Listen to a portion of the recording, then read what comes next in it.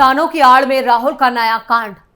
किसानों से कांग्रेस नेता की सीक्रेट मीटिंग। मोदी को संसद में घेरने की रणनीति। संसद में फिर होगा किसानों पर बवाल। नमस्कार, मैं हूं परवीन शेख। आप देख रहे हैं कैपिटल टीवी की स्पेशल स्टोरी। 2024 लोकसभा चुनाव में मुंह की खाने के बाद भी राहुल गांधी को अक्ल नहीं आई है। 3 आम चुनावों में कांग्रेस को शर्मनाक हार का सामना करना पड़ा। मोदी से हर बार राहुल को हार मिली है, लेकिन उसके बावजूद राहुल गांधी को लगता है कि वो बीजेपी को हरा सकते हैं। आम चुनावों में हार के बाद अब विधानसभा चुनाव के लिए कांग्रेस और बीजेपी रण में उतर चुके हैं। इस साल 4 राज्यों में विधानसभा चुनाव हैं।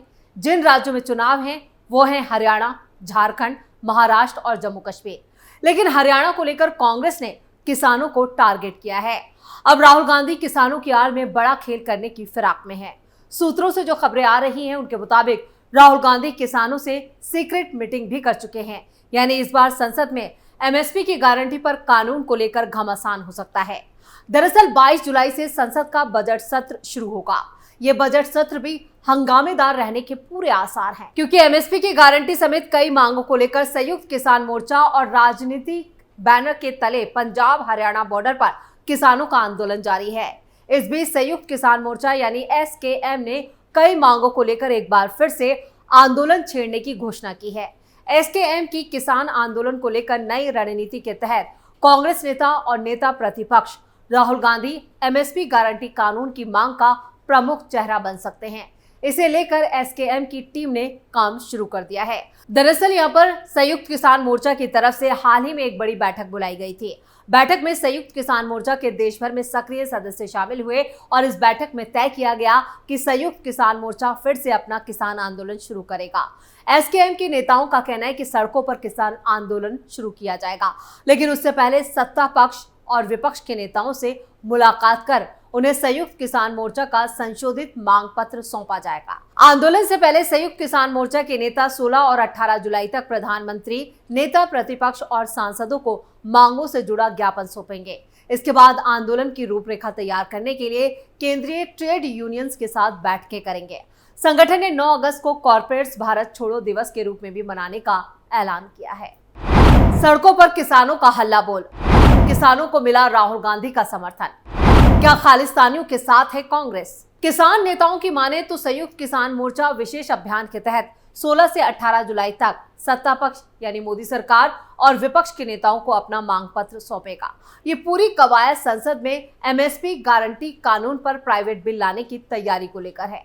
नेता प्रतिपक्ष राहुल गांधी को एमएसपी की गारंटी पर महाराष्ट्र के हाथकणंगले से पूर्व सांसद और ऑल इंडिया किसान संघर्ष कोऑर्डिनेशन कमेटी के किसान नेता राजू शेट्टी की तरफ से लाया गया प्राइवेट बिल सौंपेंगे, जिसे सदन में फिर से रखने की मांग करेंगे।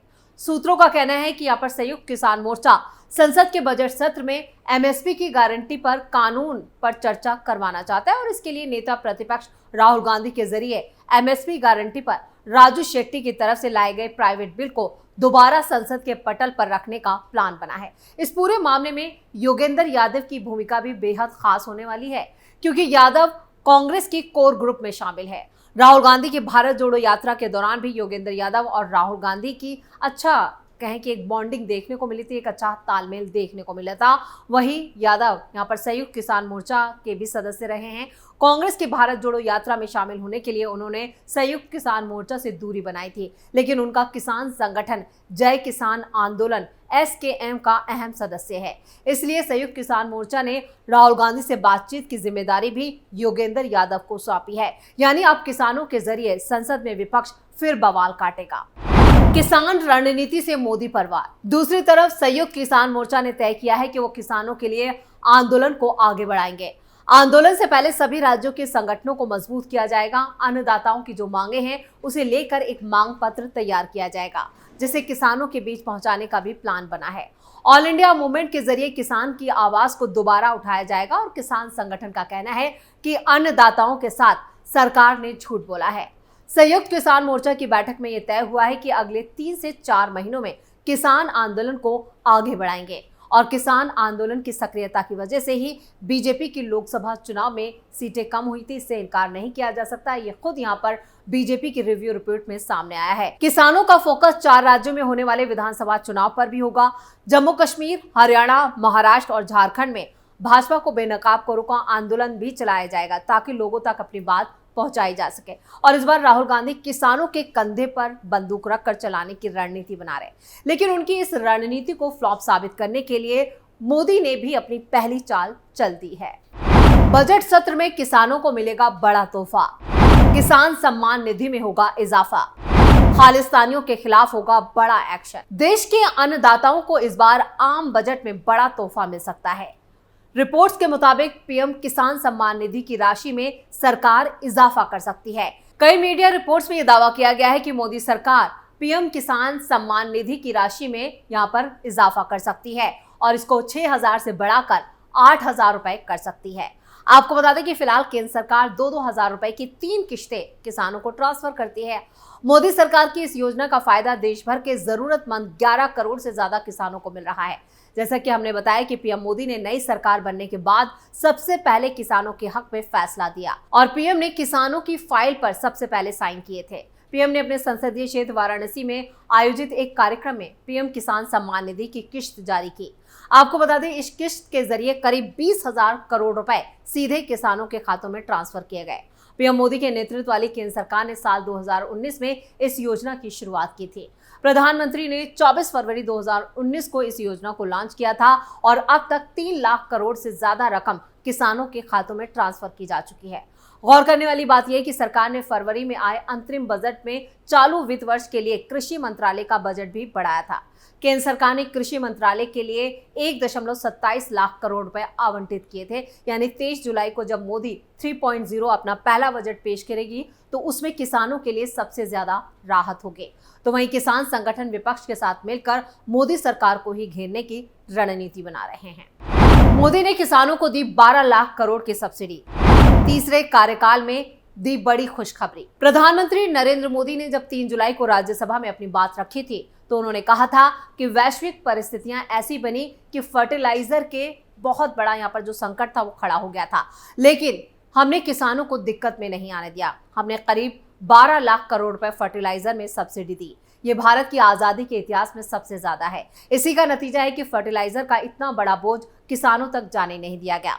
सरकार ने अपने कंधों पर ही उसको उठा लिया। राज्यसभा में प्रधानमंत्री मोदी ने यह भी खुलासा किया था कि उन्होंने कहा था कि मैं कर्तव्य से बंधा हुआ हूं, देश का सेवक हूं, देश की जनता को मेरे पल पल का हिसाब मुझे देना होता है, मैं अपना कर्तव्य मानता हूं। हमने एमएसपी में भी रिकॉर्ड बढ़ोतरी की है, इसकी जानकारी भी उन्होंने दी थी। खरीद के नए रिकॉर्ड बनाए गए हैं। पहले एमएसपी की घोषणा होती थी लेकिन किसानों से कुछ खरीदा नहीं जाता था, जबकि 10 सालों में कांग्रेस सरकार की तुलना में धान और गेहूं किसानों तक 2.5 गुना ज्यादा पैसा पहुंचाया गया। अन्न भंडारण का विश्व का सबसे बड़ा अभियान भी मोदी सरकार ने अपने हाथ में लिया। लाखों की तादाद में विकेंद्रित व्यवस्था के तहत अन्न भंडारणों की रचना की दिशा में भी काम तेजी से चल रहा है। फल और सब्जियों के भंडारण की दिशा में भी मोदी सरकार ने पिछले 10 सालों में जमकर काम किया। सबका साथ सबका विकास इस मूल मंत्र को लेकर पीएम मोदी ने देश की सेवा की और उन्होंने साथ ही साथ ये भी कहा कि हमारी यात्रा को निरंतर विस्तार देने की कोशिश की गई। देशवासियों को गरिमापूर्ण जीवन देना यही मोदी सरकार की पहली प्राथमिकता है।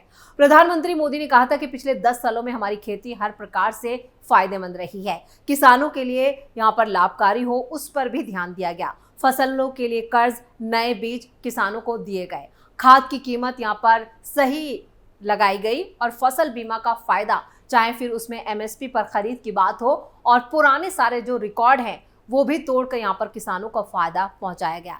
एक प्रकार से बीज से बाजार तक किसानों के लिए हर व्यवस्था को यहाँ पर माइक्रो प्लानिंग के तहत मजबूती देने की कोशिश की गई। पशुपालकों और मछुआरों को भी फायदा। पीएम मोदी ने कहा था कि पहले हमारे देश में छोटे किसानों को किसान क्रेडिट कार्ड, उनके लिए लोन ले पाना करीब करीब ना के बराबर था, जबकि उनकी संख्या सबसे ज्यादा है।